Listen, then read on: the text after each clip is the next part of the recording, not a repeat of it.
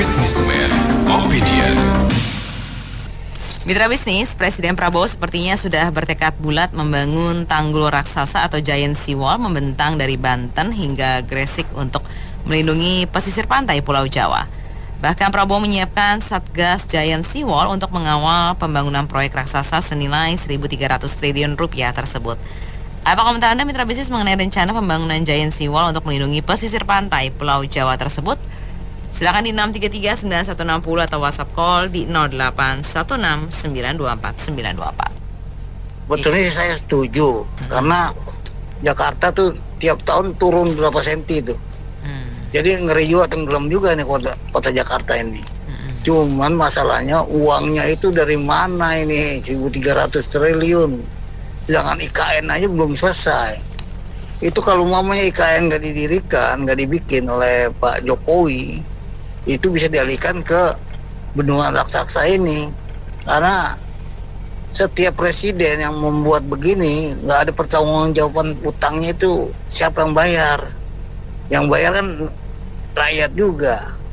Rakyat juga yang bayar. Ini udah utang kita kalau nggak salah udah 8.000 triliun ini. Kalau ini ambil lagi, ini jangka waktu lama lagi, sampai 30 tahun katanya begitu. Nah itu kan Prabowo kan nggak mungkin sampai 30 tahun, ya mungkin cuma 5 tahun atau 10 tahun paling kuat, karena umur beliau itu udah 73 tahun. Apa bisa 100 tahun dia? Jadi siapa yang bertanggung jawab lagi? Generasi muda lagi yang bertanggung jawab dengan ini. Jadi saya pikir ini masalahnya duit. Masalah duit ini yang jadi masalah. Karena berat sekali nih orang Indonesia ini. Pengen berkeinginan tapi kurang tenaga gitu. Jadi desain dan desolen ini nggak sama. Keinginan dan kemampuan nggak seimbang. Keinginan besar, kemampuannya terbatas. Jadi bagaimana ini? Sebetulnya sih memang dari dulu sebetulnya harusnya jangan IKN dulu, karena itu IKN juga nggak bermanfaat juga sebetulnya. Yang bermanfaat itu adalah bendungan raksasa ini, Greswold itu sebutannya. Jadi sebetulnya saya setuju juga dengan ide ini. Cuman duitnya dari mana ini 1.300 triliun? Utang lagi, utang terus, lama-lama kacau gitu ini. Iya, saya pikir ini bukan hal yang baik kalau dari sisi pemerataan pembangunan. Jadi kementerian manapun atau Menko manapun yang melakukan ini, mohon berhati-hati karena ini hal sensitif. Pembangunan Giant Seawall ini multi years pastinya. Tidak bisa diselesaikan dalam 1 tahun dan pasti melibatkan dana triliunan rupiah untuk menyelamatkan pesisir Jawa. Padahal sebenarnya cara-cara yang dipakai sejak zaman Majapahit juga ada untuk menghindarkan erosi garis pantai, yaitu dengan melakukan penanaman mangrove atau rekayasa alam natural lainnya ya, seperti halnya membuat aliran anak sungai ke dalam daratan dan sebagainya, sebagaimana yang dilakukan oleh Belanda dalam melindungi Amsterdam, melindungi negaranya. Tentu dibuat namanya dari kanal-kanal itu gitu. Karena kalau sampai ratusan triliun membangun ini, sementara di ujung Aceh, Sumatera Utara, atau Kalimantan, atau di Papua sana, dananya dialihkan semua untuk Giant Seawall, luar biasa sekali memang Java-centric development yang dilakukan oleh Bappenas gitu. Ini kenapa sedemikian pentingnya Pulau Jawa? Bukan Pulau Jawa tidak penting. Kenapa sedemikian pentingnya Giant Seawall? Apa melibatkan banyak kontraktor? Atau dengan Giant Seawall ini banyak pulau-pulau yang sedang membangun perumahan seperti pemekaran pulau-pulau reklamasi ini mau dilindungi? Ini kepentingan ekosistem atau sebenarnya untuk cikal bakal untuk bisnis properti ke depannya. Nah, ini juga harus dilihat. Tapi bisnis properti bagi pengusaha atau sekelompok oligarki yang dibiayai pakai keringat darah dan jerih payah rakyat melalui APBN. Terus dicari penjelasan-penjelasan yang seolah-olah saintifik untuk menyelamatkan dari Sabang, dari Banten sampai Gresik, padahal sebenarnya untuk bisnis properti. Karena kalau ada giant seawall ya nyaman banget lah kalau bikin pulau A, pulau B, pulau C, dan pulau-pulau lainnya untuk bikin berbagai macam properti project yang harganya akan jadi triliunan. Nah ini yang harus dilihat. Jadi anggota DPRD atau terutama DPD yang dari provinsi lain harus melihat bahwa ketidakseimbangan pembelanjaan APBN ini akan menyebabkan ketidakadilan. Karena banyak juga pulau-pulau lainnya mungkin lebih terancam, di banyak anak-anak kepulauan di Kepulauan Riau atau kepulauan di Maluku yang bahkan sudah rob tiap hari itu juga tidak di giant seawall gitu. Nah oleh karena itu patut diduga ya, apakah ini punya forward linkage yang berkaitan dengan kepentingan para oligarki yang bisa membiayai kepentingan politik atau ada kepentingan pihak-pihak tertentu. Jawa adalah penting, tetapi menggunakan ratusan triliun hanya untuk Jawa tentu tindakan dari sebuah pemerintahan yang sangat ceroboh gitu. Jadi batalkan giant seawall, gunakan pendekatan-pendekatan ekosistem seperti mangrove atau hal-hal lain yang tidak mesti memerlukan maintenance setiap tahun, kemudian mobilisasi peralatan yang begitu masif dan mahal dan salah-salah bisa merusak struktur dari pantai atau laut itu sendiri, terutama karang dan perikanannya. Terima kasih. Iya, giant seawall ya. Padahal katanya kita lagi banyak defisit ya, lagi banyak program-program yang butuh dana, yang berceceran tuh kan. Berceceran. Iya, berceceran dong kalau apa sih ngebahasainnya, kayak Koperasi Merah Putih itu apa namanya ngebahasain? Jadi number tuh dibuat pencapaian. Padahal legalitasnya nggak tahu, recommended siapa yang melaksanakan nggak tahu, terus core produknya juga nggak tahu, segmentednya juga nggak tahu. Mereka cuma bikin ala-ala. Itu yang jelas program buat masyarakat, apalagi ini sekelas infrastruktur ya, yang tinggal bikin aja. Kalau jelas ada duit, bikin aja, make something, terserah manfaatnya itu efek apa enggak, ngaruh apa enggak. Terus menyakiti provinsi-provinsi yang di luar Jawa itu gimana gitu, tadi yang barusan disebutkan si Bapak itu. Saya rasa pemerintah hari ini kayak dapat durian runtuh gitu. Jadi siapa aja yang terima, ada begitu ketebuk ambil semua gitu. Jadi nggak seperti ada persiapan, nggak seperti ada kapasitas, nggak seperti ada tujuan. Jadi semuanya berdasar tiba-tiba. Jadi begitu. Ya, saya juga tadi dengar nilainya fantastis ya, 1.300 triliun. Ya. Jadi kalau saya pikir ya sebaiknya pemerintah itu hati-hati dengan anggaran, apalagi yang jumlahnya fantastis seperti itu, kalau bisa untuk hal-hal yang produktif. Seperti tadi yang komen sebelum saya juga kan, harusnya ada banyak engineer sama ahli-ahli ya. Dicarilah cara yang lebih efektif, efisien gitu. Ya kan, jadi jangan main bikin dari kayak bikin jalan dendels zaman dulu kan ada nilai ekonomisnya. Ini kan hanya untuk melindungi, tapi emang nggak ada cara lain selain menghabiskan uang 1.300 triliun. Coba kalau bikin bayar utang tuh yang 8.000 triliun aja kan lumayan misalkan. Atau hal-hal yang produktif lah, yang mencerdaskan bangsa sama membuat hal-hal produktif. Jadi jangan seperti tadi yang dibilang, jadi jangan sampai hasil pajak pendapatan daerah itu hanya dibikin foya-foya, nggak karu-karuan.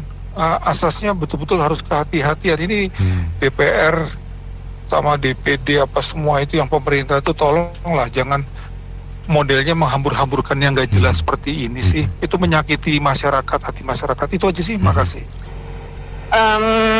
Yang jadi pertanyaan gini, apakah nanti pembangunan tanggul raksasa ini akan efektif? Ya kan, kalau kurang efektif kan sayang uangnya ya.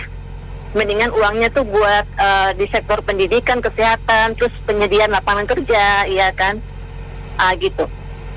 Jadi gini, masalah masalah banjir rob itu bukan hanya masalah air laut yang semakin tinggi ya. Gitu. Ini harus perlu kajian secara mendalam gini. Keadaan taruhlah Jakarta ya, karena kita Jakarta ya. Keadaan Jakarta di tahun 95 sama keadaan Jakarta sekarang tuh berbeda. Itu harus dilihat dulu gitu loh. Nggak bisa disamakan. Gitu. Keadaan Jakarta sekarang itu banyak infrastruktur. Jadi yang dulunya persawahan, yang dulunya ruang terbuka hijau, itu sekarang dibangun infrastruktur. Beda sama dulu. Jakarta sekarang udah jadi pusat bisnis, ya kan, banyak infrastruktur. Jadi air laut ini, masalah air laut yang semakin tinggi, itu nggak hanya, jadi masalahnya bukan di air laut semakin tinggi aja, tapi karena banyaknya pembangunan infrastruktur yang membuat permukaan tanah semakin turun gitu loh. Nah itu harus hati-hati juga, harus dikaji juga gitu. Jadi jangan sampai nanti kita bangun tapi kurang efektif. Dan contohnya Jakarta ini masih jadi PR ya, tentang ketersediaan air bersih, sanitasi, apa. Kita lihat misalkan Kali Item, iya kan, gimana sih kotornya. Terus Kali Ciliwung, iya kan gitu. Jadi jangan sampai nanti di tanggul itu malah menghasilkan air kotor, seperti itu. Jadi Jakarta itu harus benahi dulu ketersediaan air bersihnya gitu loh. Ya sampai sekarang masih belum oke lah gitu kan gitu. Jadi itu diselesaikan dulu gitu.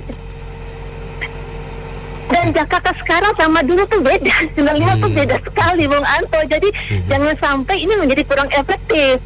Jadi kalau misalkan jadi kurang efektif ya sayangkan uangnya mendingan buat yang saya bilang tadi, sektor pendidikan, kesehatan, sama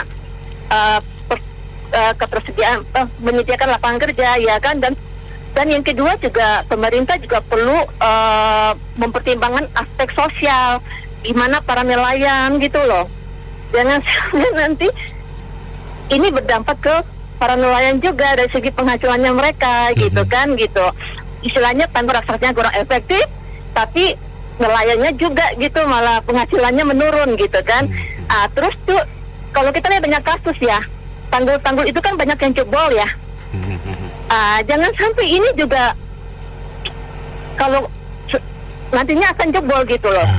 Iya kan, itu harus hati-hati juga gitu kan. Gitu. Jadi apalagi ini kan perlu waktu 15 sampai 20 tahun lah untuk pembangunannya ya gitu. Jadi kalau pergantian presiden berikutnya gimana kalau misalkan tidak diteruskan, dilanjutkan, nah itu juga harus diperhatikan kan. Jadi saya rasa sih perlu kajian mendalam dulu sebelum memutuskan, jangan buru-buru. Mohon maaf ya, apalagi dengan saat ini kan kita lagi efisiensi anggaran juga kan Pak Prabowo gitu kan. Dengan adanya misalkan pembentukan badan otorita itu juga kan memerlukan anggaran juga. Ya, mengenai giant seawall ya, sebenarnya kan kalau ada satu poin pertama dulu sih, kalau alam kita tidak akan bisa lawan, betul nggak? Ya kan, tinggal kesalahannya alam itu bisa dirusak oleh manusia juga dong. Nah, apakah sebenarnya sudah ada penertiban mengenai kerusakan lingkungan di sekitar pesisir itu? Ya tak, betul nggak? Apakah ada yang melanggar? Dan harus ditertibkan juga, itu salah satunya. Jadi menurut aku itu juga harus dilakukan. Tujuannya baik, tapi pendukung-pendukungnya itu harus benar juga, gitu, ya kan? Terus udah itu mengenai pendanaan, ya mungkin sah-sah aja sih selama kontrolnya tuh benar. Nah sekarang siapa bisa kontrol tuh, ada jaminan nggak? Betul nggak? Terus ada lagi mengenai proyek ini kan infonya sudah dari tahun 95 ya tadinya ya. Ya tinggal dicek juga tadinya benar atau enggak. Tujuannya baik sih oke aja selama itu kalau memang bisa mendapatkan ke depan lebih baik. Nah, terus ada lagi poin pentingnya, prioritas. Masih banyak mungkin hal-hal yang harus diperhatikan selain proyek ini sih. Dan ini proyek ini kan lama ya berjalan. itu bisa menggerus APBN terus-terusan. Nah itu apakah ada jaminannya? Dananya untuk membuat tanggul besar itu sih 1.300 triliun sih sangat-sangat luar biasa besar itu ya. Tapi tolonglah Pak Prabowo, kalau Anda sebagai presiden yang berwibawa, itu 1.300 triliun itu mendingan dialihkan aja. Sekolah-sekolah yang sudah rusak itu harusnya diperbaiki. Jalan raya di mana-mana banyak lubangnya, itu juga harus diperbaiki. Ada lagi banyak hal-hal yang di negara kita ini harusnya ada problem solving. Bukan berarti lo bikin giant seawall untuk ini itu semua, itu mah hal yang paling mustahil lah. Satu itu. Kedua, lihat aja presiden sebelum-sebelumnya. IKN udah berapa ribu triliun untuk pembangunan, tuh sekarang tidak ada lanjutannya lagi gimana. Dulu presiden sebelumnya proyek Hambalang terbengkalai hingga sekarang. Tidak ada problem solving gimana menyelesaikannya. Sekarang ini muncul lagi bilang bikin seawall. Wah, ini pemerintah kita ini sih memang luar biasa ini. Terlalu banyak rencana, ini itu kitanya rakyat ditekan-tekan terus bayar pajak. Wah, ini jadi ya pusing lah kalau namanya negara kita ini kalau mau membuat suatu program yang nggak beres lah. Terima kasih. Ini karena ini menyangkut uang pajak saya, makanya saya komen. Pokoknya yang related sama saya komen. Aduh, jadi oke, saya admire lah yang masih bisa berpositif pria. Jadi di Pas FM ini kan kita banyak pendapat masing-masing lah ya. Ada sisa-sisa pro militan Pak Jokowi, ada yang pro militan Pak Prabowo, ada yang pro militan Mega dan sebagainya. Saya cuma mau pragmatis aja, itu gini, bagi seseorang yang sudah sering, sudah ada pernah berurusan dengan orang-orang yang pemerintahan yang boleh dibilang ya level di atas lah. Jadi gini, pemerintah kita itu sebenarnya paling pinter sebetulnya untuk nyari-nyari proyek ya Bapak Ibu, nyari-nyari proyek yang tidak realistis tapi uangnya banyak. Itu. Jadi itu udah apa ya, sudah kebiasaan kita memang. Jadi semenjak korupsi kita tidak efisien. Jadi gini, seperti Pak Ratib masih ngomong, waktu zaman Pak Harto korupsi kita tuh efisien banget, dan satu pintu, satu keluarga yang pegang negara ini. Jadi semuanya sangat efisien. Jadi satu komando, keluarga Cendana sudah bilang oke, semuanya pasti jalan di bawah dan very efficient. Nah kalau sekarang itu korupsinya nggak efisien karena terpecah-pecah kemana-mana, lebar semua, raja-raja kecilnya, raja-raja menengah, raja-raja besarnya. Jadi pemerintah pusat, pemerintah daerah itu pecah kemana-mana. Jadi karena korupsinya nggak efisien, sehingga ya itu iklim investasi kita juga susah. Jadi gini, proyek-proyek beginian yang nggak realistis itu sebenarnya mereka juga tahu yang di atas. Saya sebut yang lain juga udah pada sebut semua lah. Hambalang, IKN. Kita bukan jelek-jelekin negara ini nggak usah dijelek-jelekin, emang udah jelek Bapak Ibu. Kita nggak usah peduli lagi orang luar negeri mandang kita apa. Orang luar negeri saya kasih tahu semua mandang Indonesia nggak bagus-bagus amat. Jadi kayak seperti intinya gini, proyek itu dibuat karena ada bancakannya. 1.300 triliun itu bukan main-main Bapak Ibu. 2T aja yang dipajang di Kejaksaan aja itu hampir satu ruangan begitu. Apalagi 1.300 triliun Bapak Ibu. Jadi kita ini janganlah gini loh, proyek-proyek begini kan sebenarnya sesuatu yang root cause problemnya sebenarnya apa sih? Abrasi daratan kah apa? Buktinya pasir kita dikerukin juga kok. Sepanjang pesisir Jawa itu pasir udah habis semua, pantai-pantai udah dikerukin semua, hutan mangrove juga dibabat-babatin. Kemudian penggunaan air tanah itu mah gampang, lihat aja yang tempat-tempat cuci mobil dan itu mah kalau mau dirazia gampang sekali sih Bang Anto, kalau asal mau aja itu mah mudah banget. Jadi kita jangan terlalu dibodohi lah. That's why there's a reason why kita punya education kita itu nggak pernah diperbaikin benar-benar pemerintah supaya rakyat kita bodoh terus. dianggapnya ini ide bagus. Tiba-tiba suatu karya legacy anak bangsa yang maha karya Eva. It's not, Bapak Ibu. Ini adalah lahan bancakan, ya. Dan yang mereka bangun itu, seawall itu saya juga nggak yakin ya dikorupsi. Seperti Bapak tadi ada ngomong, isinya rumput laut kita juga nggak tahu. Luarnya semen, dalamnya rumput. Bangun jalan tol aja nggak becus. Bagaimana mau bangun seawall, Bapak Ibu? Aduh, udahlah, lupakanlah. Kita mau bangun jembatan aja semua dikorupsi. Mau bangun jalan layang, jalan flyover aja itu juga dikorupsi, Bapak Ibu. Janganlah bermimpi, kita harus realistis lah, intinya gitu. Project pemerintah ini paling pinter nyari-nyari project yang nggak realistis.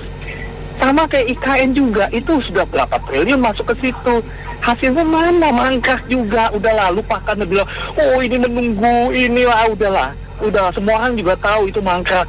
Lihat aja nanti sampai terakhir Pak Prabowo selesai. Gitu loh. Jadi intinya kita janganlah termakan hal-hal yang begini, yang gini. Ini adalah usaha pemerintah untuk narikin, untuk apa ya istilahnya, ya narikin duit secara legal lah, intinya begitu. Bayangin Om, dari Banten sampai Jawa Timur berapa ribu kilometer itu. Zaman Diandres aja dia belum bikin loh itu, Pak Gubernur Diandres itu. Bahkan dia nggak kepikiran bakal bikin tanggul raksasa panjang itu. Jakarta Surabaya sih 600 km. Gimana? Jakarta Surabaya 600 km. Oh iya 600, cuman sampai ujungnya lagi kan kalau ditarik garis lurus pantai itu kan lebih dari 1000 itu. Iya, benar. Karena itu kan berlekong ngikutin garisan pantai ya. Iya, benar. Jadi nggak garis lurus gitu. Kadang-kadang masuk celah yang sempit, kadang celah lebar. Iya. Tahu aja Mas Gundolo ini. Kalau saya curiganya gini Om, ini jangan-jangan aja sih. Ini Pak Ade Gemo ini cari-cari alasan untuk supaya ada anggaran besar yang bisa dimainkan oleh para kalau saya bilang kroni kok jahat banget gitu ya. Saya bilang oleh konco-konco yang mendukungnya lah gitu kan. Karena kan sudah banyak program tuh yang beliau bikin, dan antara udah ada untuk khusus untuk para petinggi partainya lah ya kan. Nah untuk yang kanan kirinya ini kan mesti bikin juga nih supaya punya kebagian, baik itu di tingkat daerah maupun tingkat pusat. Gitu. Makanya dibikinlah suatu proyek yang saya bilang juga ini proyek mustahil juga Om. Karena selain mustahil juga coba dipikir dulu deh itu bikin dipetakan dulu dari ujung ke ujung pakai drone, panggil ahli-ahli geologi atau ginekologi sih kalau gitu. Geologi lah ya. Geologi sama geografi ya harusnya ya. Iya.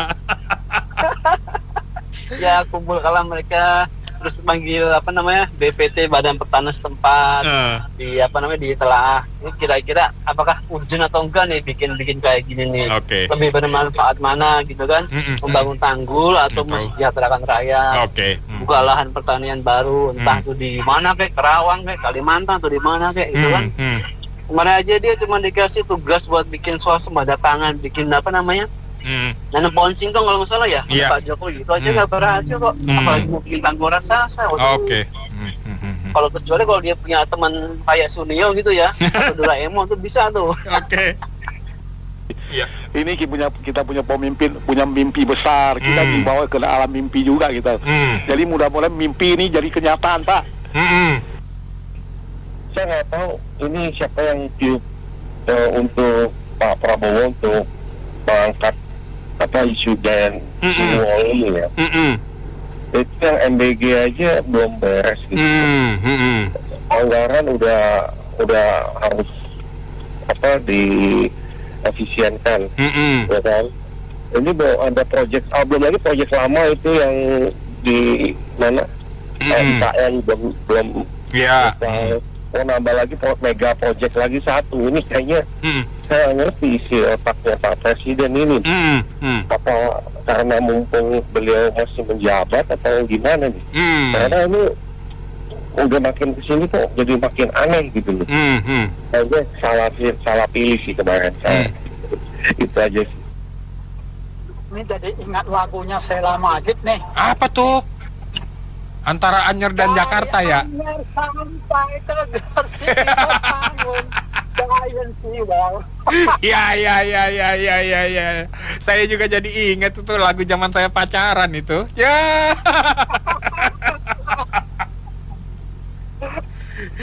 Ya, silakan Pak Jumaidi. Jadi sebenarnya ya, itu kalau ngomong dari Anyer sampai Panarukan, itu kan ada jalan Dendels. Iya. Yang namanya Pantura. Ya bagus dong, kita ada kreasi anak bangsa untuk Giant Seawall. Kenapa enggak? Karena memang ada kebutuhan. Kita lihat setiap tahun itu Muara Baru. Iya, kerendam. Itu kan 20. Terus dulu aku sering dari Semarang ke arah Demak, ke arah Kudus. Itu parah itu. Iya, betul. Bahkan kita lihat kan waktu bangun tol aja, lihat tuh. Kan pantangnya agak beda itu. Iya. Jadi itu memang ya ancamannya nyata. Dan jangan lupa kita ini negara kepulauan. Iya. Dan masyarakat kita tuh terkonsentrasi di Pulau Jawa. Jadi pantai utara itu turun terus. Ya benar, Jakarta itu urusan pengambilan air tanah yang berlebihan. Oke. Tapi ya salah satu hal yang memang wajar lah dilakukan itu memang harusnya dibangun gitu loh. Tanggul laut raksasa itu ya, oke. Iya, apalagi nih infrastruktur jangka panjang 20 tahun dengan anggaran 300 triliun ya. Nah, itu kan masaku akan sangat membantu untuk ekonomi juga. Setuju Pak. Oke. Jadi saya setuju lah, paling tidak nanti kita ada kan Keris, kita udah ada tuh Indonesia tuh. Iya. Brand ya kan. Giant Seawall nanti ya karya anak bangsa. Oke, ya. Gue pikir Giant Nobita nanti. Oke, gimana? Generasi Doraemon kita, bro. Iya. Ketahuan umur. Angkatan babe gua. Oke. Bro. Maksudnya sih baik ya. Maksudnya baik, tujuannya baik, objektifnya baik lah bro. Ya nggak bisa dibantah, itu baik tujuannya. Tapi jangan terkesan nafsu gede, tenaga kurang nih bro. Jadinya butuh fuse kan gitu ya. Nah, kalau urusan yang begitu pakai fuse beres, betul nggak bro? Kalau urusannya duit, ambrol bisa rubuh satu negara, betul nggak bro? Nah sekarang gini, permasalahannya di mana? Penurunan tanah. Berarti apa? Pengambilan air tanah secara ugal-ugalan terjadi, betul nggak? Tertipin itu, nggak? Beresin. Abrasi pakai hutan mangrove dulu, ya nggak? Kan bisa tuh, ya nggak? Banyak jalan menuju rumah. Kalau gini loh, kalau kondisi lingkungan keluarga nggak bisa beli Mercy, belilah LCGC, kan gitu ya bro ya? Iya. Logikanya kan begitu. Kalau lu ngotot beli Mercy, alhasil dapur lu meletus, kan begitu? Benar. Ya nggak? Gua ajak gini deh, kita ada nggak sejarah yang membuktikan bahwa kalau zaman Soeharto dulu kita ada namanya Repelita. Iya. Betul nggak bro? Betul. Rencana pembangunan 5 tahun. Terus ada jangka menengah. Nah cilakanya setelah era itu kita tidak melahirkan pemimpin-pemimpin yang mau ngebangun negara bro. Yang terjadi ketika dia mimpin, dia bikin satu proyek mercusuar, penerusnya nggak ngikutin, dibuang karena kebijakannya nanti takut dianggap itu si Anu punya, jadi nggak diterusin. Yang artinya kita seperti menabur garam di laut bro, ya nggak? Pajak yang rakyat bayar sia-sialah semua, betul nggak bro? Ada nggak contoh konkret, kita sebut deh pejabat yang dulu dia bikin apa terus dilanjutin sama penerusnya. Sekarang kita lihat IKN aja kita kagak tahu kelanjutannya. Dulu kita punya Hambalang, betul kagak? Kagak negara ini tidak melahirkan pemimpin yang mau membangun negara, sibuk untuk kebijakan populis buat mereka sendiri, memperkaya sendiri, meningkatkan citra sendiri, betul nggak? Kalau kita punya pemimpin, punya acuan, oke, Giant Seawall 20 tahun itu bro, duitnya itu bukan pakai daun bayarnya, betul kagak? Iya bener. Pakai logika berpikir. Sistem kita ngedesain seperti kata lu, membuat rakyatnya bodoh, betul kagak? Hasil bisa pakai bansos, jadi naik, betul nggak? Iya. Yang naik bukan yang berkualitas bro, karena bansos, betul kagak? Iya. Ayo lu jawab dah. Jadi gua bukan mengkritik Giant Seawall. 20 tahun please the man, itu juga akan mangkrak nanti. Gua kalau nggak mau ngelewat lebih Tuhan, gua bilang 99 akan mangkrak bro. Yang kejadian kan udah ada, betul kagak? Masih kita kagak belajar gitu loh, iya nggak? Kecuali kalau kita bisa melahirkan pemimpin yang bagus, yang punya kualitas, yang mau berjuang buat negara. Itu komplit tuh yang nggak tuh paket. Kalau itu kita pasti bisa ngalahin Cina bro, iya nggak? Iya nggak? Janganlah APBN cuman seencrit, lu cuman bisa bikin hutan mangrove, bikin dulu, tertipin itu eksploitasi tanah, iya nggak? Kita tahu Mercy itu bagus, gua setuju, tapi kalau gua nggak bisa bikin, lu bilang lu ngelahirin buat anak cucu kita. Aduh, anak cucunya mau nanggung utang, mau nanggung apa, kan begitu ya. Ya gue mungkin bisa berbeda dengan yang lain, tapi please lah, kita udah punya contoh. Kasihan yang bayar pajak, ya nggak? Lari nggak ke rakyat, kan enggak. Carilah alternatif yang benar. Nggak mungkin Pak Prabowo bisa mimpin 20 tahun, nggak mungkin tuh Giant Seawall jadi. Kalau gua berdasarkan sejarah, ya nggak bro? Kalau ada yang bisa bantah, ya syukurlah kayak Doraemon bisa ngelihat lagi 20 tahun ke depan. Jadi dah tuh Giant, ya. Dulu ya, waktu zaman JKW masih berkuasa, ada kan yang keluarkan, ngapain bangun infrastruktur, ngapain bangun tol, ngapain bangun jembatan segala macam, nah? Ini duitnya buat apa? Buat rakyat, bansos toh. Tapi kan kalau dibagi-bagi kan orang jadi malas ya. Nah, sekarang kebalik tuh, MBG-nya ada toh, bagi-bagi makanan juga toh. Nah, tapi sekarang mau bangun lagi infrastruktur. Nah, sekarang yang ngomong itu apa kan? Nah, itu baru pertama. Kedua gini, membangun itu kan pakai semen, pakai bestek segala macam toh. Iya. Nah, you bayangin aja, namanya grid kan, sea kan, laut kan, yang kita ini kadang-kadang kagak tahu tuh itu laut kita datangnya kapan, ombaknya kapan, tsunami-nya kapan. Nah, itu kan bicara dengan alam kan.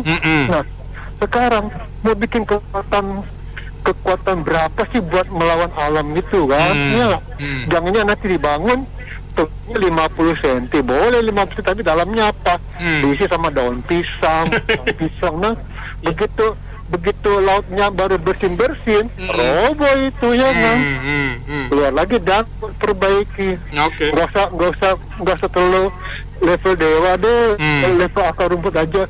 Itu jembatan bangunnya ada yang udah jelas-jelas kok, speknya begini, speknya gini, dikorupsi juga. Nah, giliran rubuh, salah kontraktor. Nah, kontraktor bilang lah, gue kan waktu masukin tender kan 1 juta per meter, lu minta bagian 600.000. Nah, gue bangunnya 400.000, gimana ya? Gue ngangkalin kan.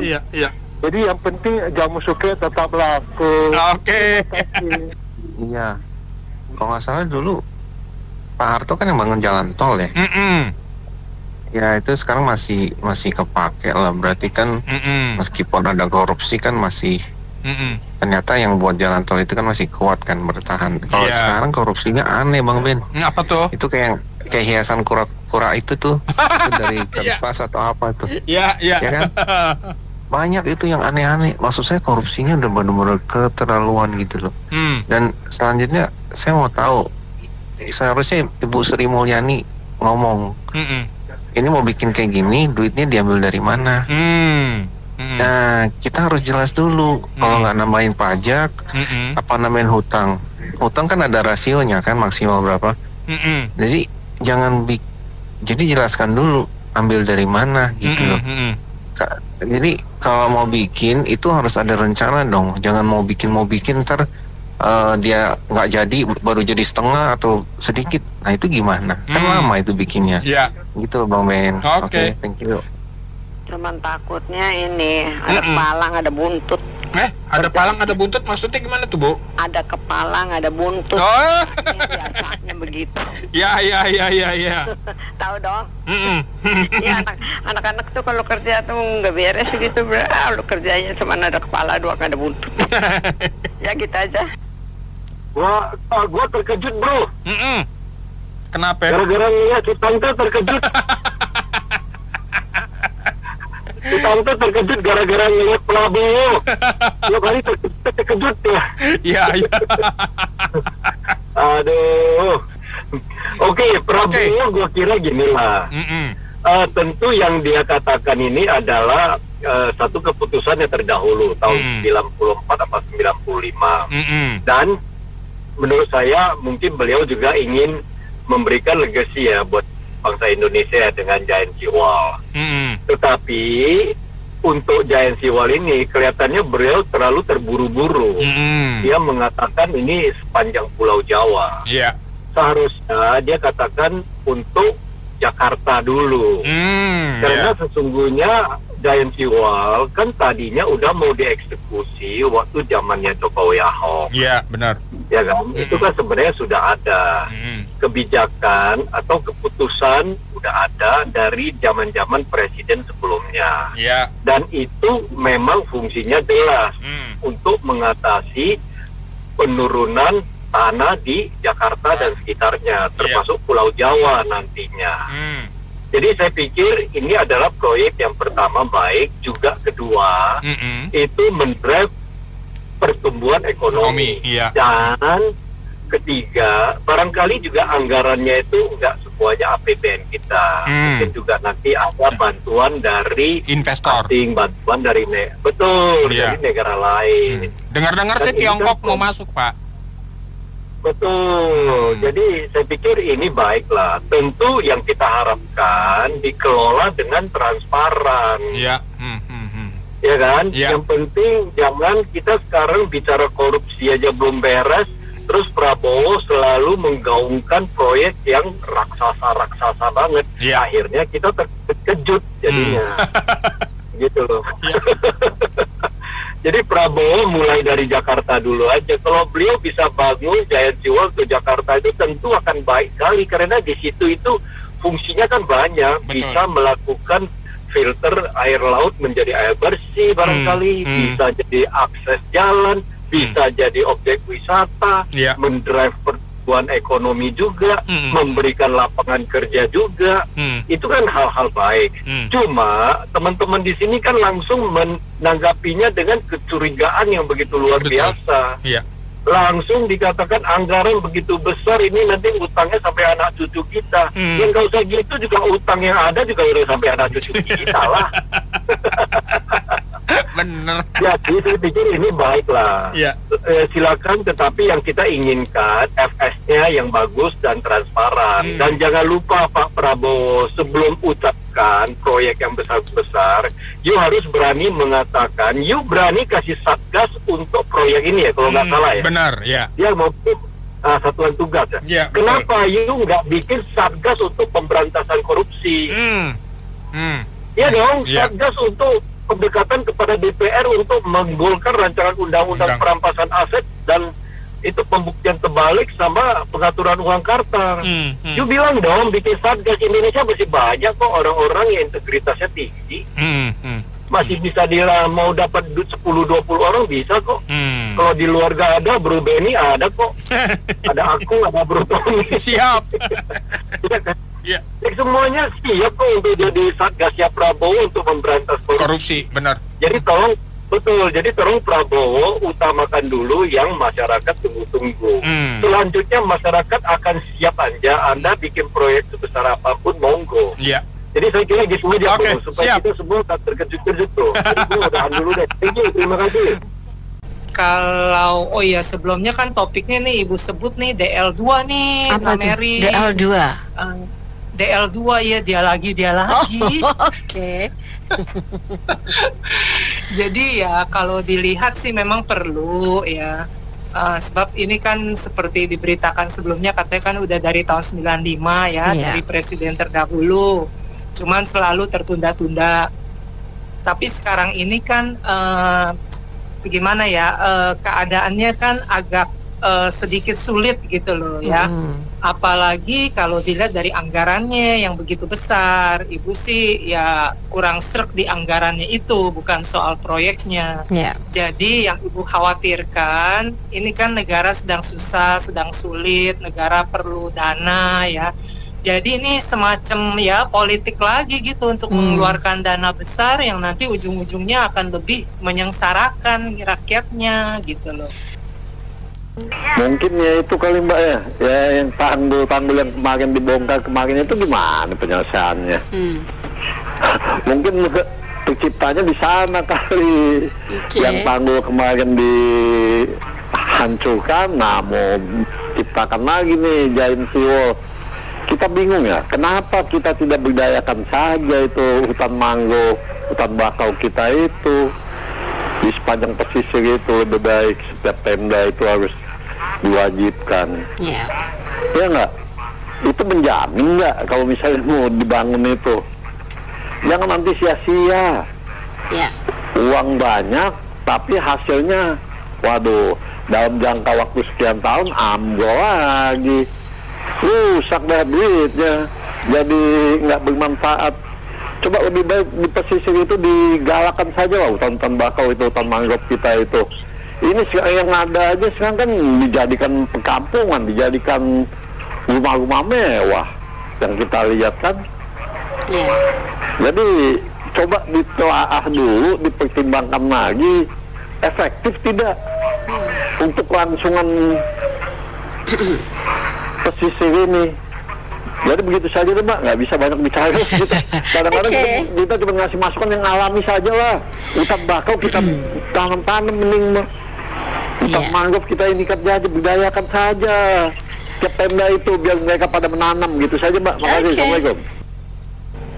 Banyak maunya nih Pak Prabowo nih.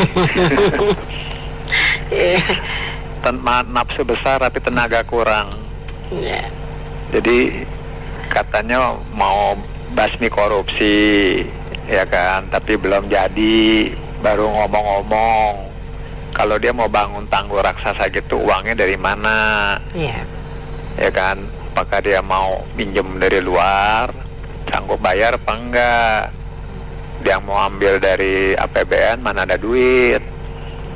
Nah terus kalau dia, kecuali dia sekarang getolin dulu nih basmi ke koruptor. Nah mungkin rakyat baru percaya. Jangan-jangan ini proyek mau diadakan, ujung-ujungnya nanti ada efek samping, ada uang samping, ya kan? Karena bangun tanggul begini kan nggak mungkin dalam 1 tahun 2 tahun selesai. Bisa 5-10 tahun bertahap. Nah jangan-jangan nanti menjelang dia mau pensiun 1 periode, nah dapat tuh kecapretan lagi. Kita jadi berpikiran negatif rakyat nih, karena sudah bosan dengan janjinya Mbak. Jadi tolonglah yang realistis saja, yang di depan mata dulu dah.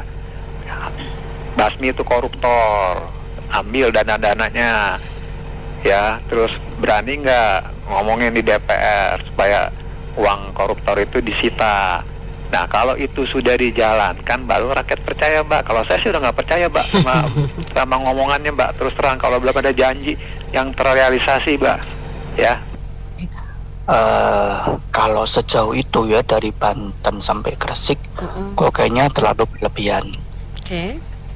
Karena di tiap lokasi itu kasusnya beda-beda. Kalau di Jakarta, kemudian di Semarang yang saya tahu itu karena ada penurunan permukaan tanah. ya seringkali jadi rob ya, banjir rob. Kemudian itu kan sebetulnya harus dicari penyebabnya apa. Ya mungkin karena terlalu banyaknya air sumur, air tanah itu disedot.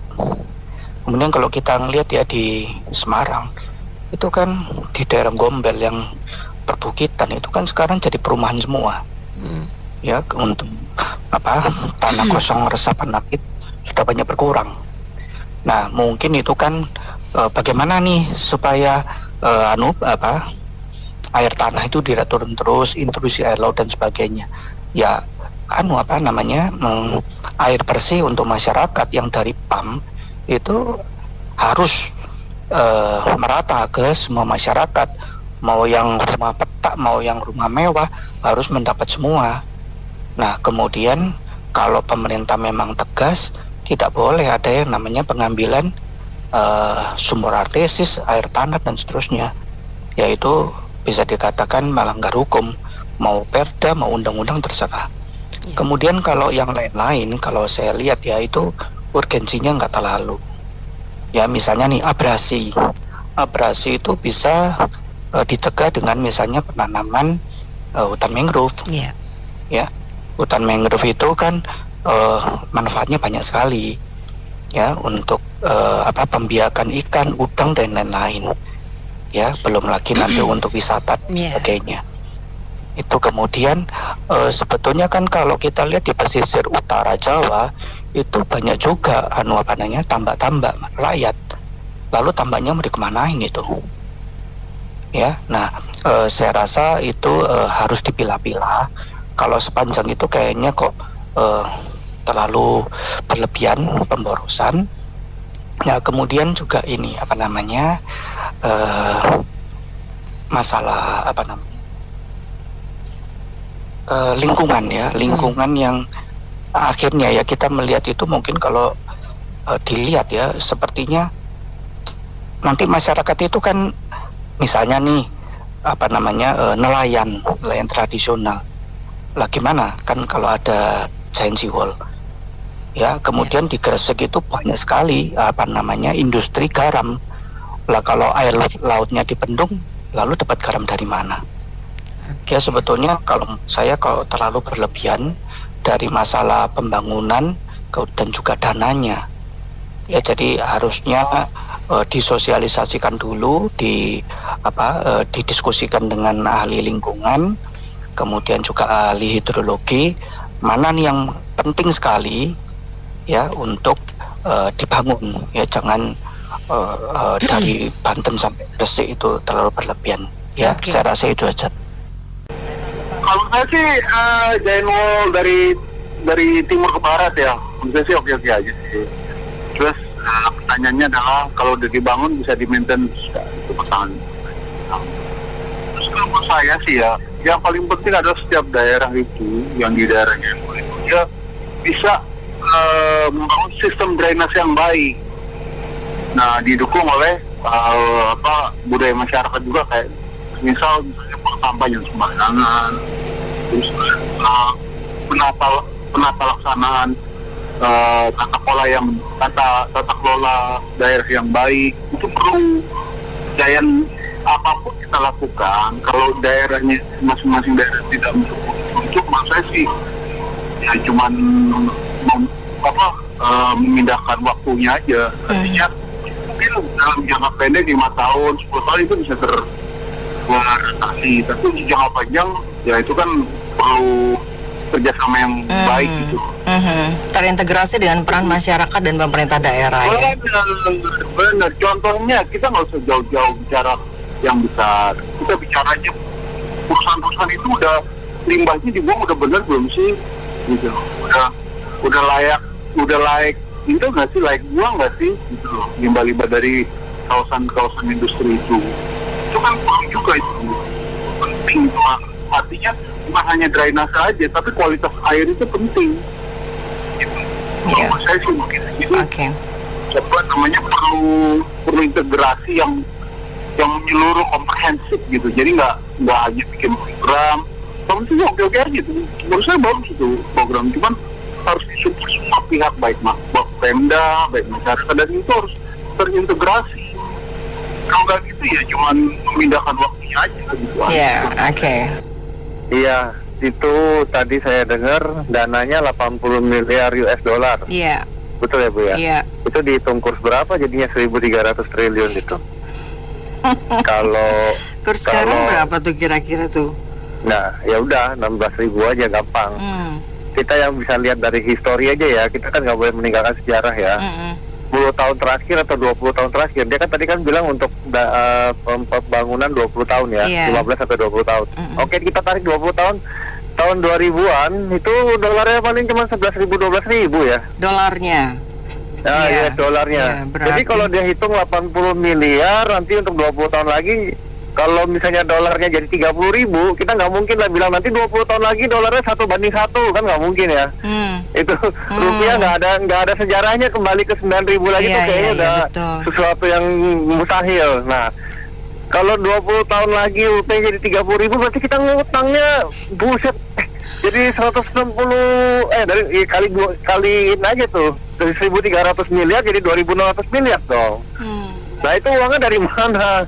Ada nggak? Pada saat itu mungkin presiden-presiden kita sudah ganti, yang muda-muda, yang tua-tua ini cuma tinggal didoain aja. Ya kan, nggak bisa dimintakan pertanggungjawabannya, Bu.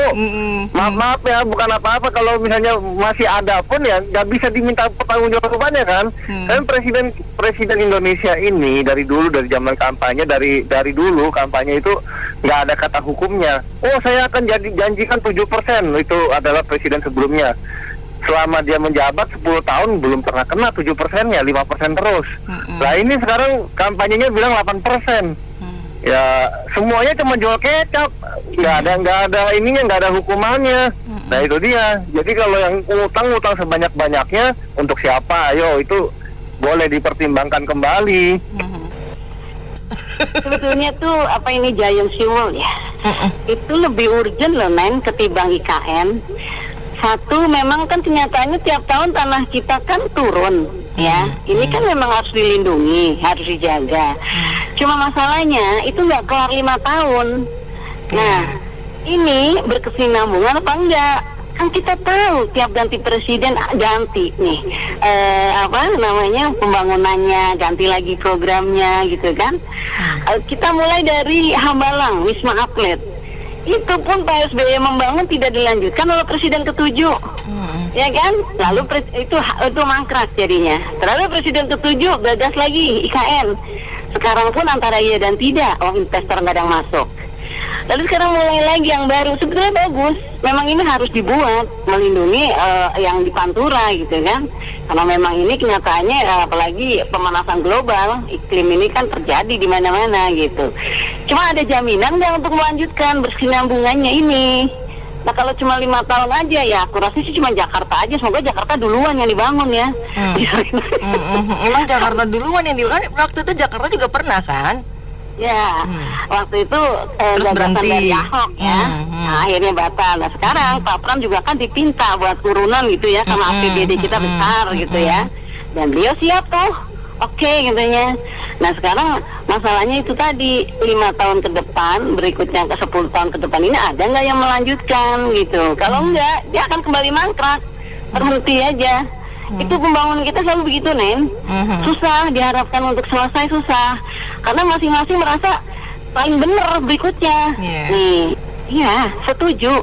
Saya sih lebih menganggap gini loh, Pak Prabowo ini tahu mana yang urgent, mana yang harus gitu ya. Lebih diprioritaskan, itu beliau lebih tahu, Nen. Beliau lebih paham itu gitu. Cuma masalahnya kelanjutannya ini, apalagi dengan anggaran yang besar. Nah, kita mengharap investor rasanya sulit. Investor lokal juga kapok kerjasama sama pemerintah. Investor asing apalagi aturan berubah-ubah dia takut. Nah, kecuali kita punya uang sendiri gitu, yakinlah bisa. Masalahnya utang kita juga besar. Lalu kita mau mengharapkan dari mana dananya gitu. Ya kalau Jakarta diminta PT bisa lah, uang dia memang APBD-nya besar. Lalu bagaimana dengan daerah yang lain? Ya kan itu juga harus dipertimbangkan gitu. Kalau soal setuju, saya setuju banget. Mengingat emang setiap tahun penurunannya juga lumayan. Air laut juga gampang naik men di pesisir-pesisir itu. Kasihan juga mereka. Sebentar kerendam. Cuma kadang-kadang program yang baik nggak selalunya berjalan baik. Kan Babi kita pernah ngomong waktu kampanye 2019. Di kita ini kalau yang mau menaik ibarat apa ya dibilang salah nggak apa disebut dijegal gitu loh. Kalau yang udah tahu bakal maju nih dijegal kan gitu. Ini bagus sebetulnya program ini secara pribadi aku mendukung banget. Lagi-lagi dia lebih urgent dari IKN. Sekali lagi aku bilang dia lebih urgent dari IKN. Kalau IKN tuh urgennya di mana? Jakarta masih baik-baik aja buat ibu kota gitu loh. Gitu loh. Cuma ya memang tadi senang menghamburkan. Sekarang jadi berantakan kan dia mangkrak nggak karuan. Gitu. Nah sekarang kalau itu dibuat bangun Giant Sea Wall itu mungkin udah sebagian beberapa kilometer udah tercapai gitu. Ya tinggal mungkin Pak Prabowo tinggal melanjutkan gitu. Memang kasihan sih Pak Prabowo itu kasihan menurut aku. Jadi ya semoga beliau sehat aja ya, dikasih pemikiran yang jernih, dimudahkan semua apa yang menjadi program yang baiknya tentu ya. Kalau yang buruk ya jangan lah. Ya, kalau saya tadi narasi yang Bapak Presiden bilang, saya harus mulai, betul, saya setuju banget Bu. Studi kasus Bu, ini yang saya lihat. Saya dulu istri tinggal di Tuban Bu, Jawa Timur, oke. Ya, Jawa Timur. Itu dari dulu masih punya rumah, ya katakan memang pinggir pantai, yang memang profesi mertua saya kan nelayan. Itu habis Bu. Habis maksudnya? Habis itu mungkin sampai hilang rumahnya. Hilang Bu, hilang. Jadi istri saya bersekolah di situ sampai kuliah di Jogja.